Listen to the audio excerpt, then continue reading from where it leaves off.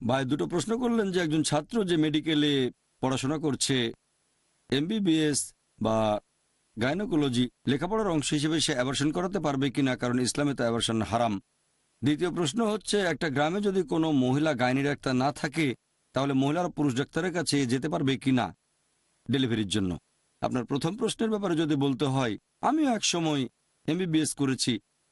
এখানে আমাদের বুঝতে হবে যে স্বাভাবিক পরিস্থিতিতে ইসলামিক শরিয়া অনুযায়ী অ্যাবর্শন করা হারাম, কারণ যদি হয় ফ্যামিলি প্ল্যানিং অথবা ব্যক্তিগত কিছু। তবে যদি জীবনের আশঙ্কা থাকে, যদি মায়ের জীবন হুমকিতে পড়ে, গর্ভে সন্তান থাকলে মায়ের জীবন যদি হুমকিতে থাকে, তাহলে অ্যাবর্শনের অনুমতি আছে। যেমন ধরেন, একজন মহিলার অনেকবার অপারেশন হয়েছে, 3বার বা 4বার, এখন যদি সে আবারও গর্ভধারণ করে, তাহলে সেটা তার জীবনের জন্য হুমকি হয়ে দাঁড়াবে। তখন ইসলাম অনুমতি দিচ্ছে, অ্যাবর্শন করা যেতে পারে। অথবা সেই মহিলার আছে হৃদরোগ, হার্টের সমস্যা, আর এই অবস্থায় গর্ভধারণ করলে তার জীবনের আশঙ্কা থাকতে পারে, তখন ইসলামিক শরিয়া বলছে বড় ক্ষতির চেয়ে ছোট ক্ষতি মেনে নেওয়া ভালো। তাহলে মায়ের জীবন বেশি গুরুত্বপূর্ণ।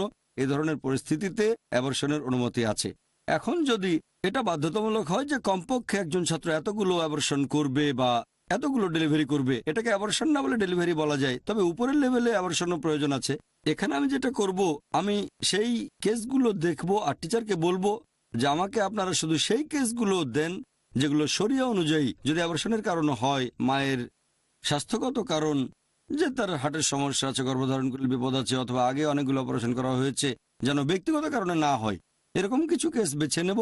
আর টিচারকে বলবো যে আমাকে শুধু সেই কেসগুলোতে রাখেন, আর এটা সম্ভব। আপনার ইচ্ছা থাকলে উপায় একটা বের হবে। আপনার দ্বিতীয় প্রশ্নের ব্যাপারে যদি বলতে হয়, হিজাব পালনের কারণে এটা করলে ভালো হয় যে একজন মহিলা যাবে মহিলা ডাক্তারের কাছে। তবে যদি সেখানে কোনো মহিলা ডাক্তার না থাকে, তখন শেষ উপায় হিসেবে পুরুষ ডাক্তারের কাছে যেতে পারে। এ ধরনের ক্ষেত্রে হিজাবকে একটু শিথিল করা হয়েছে।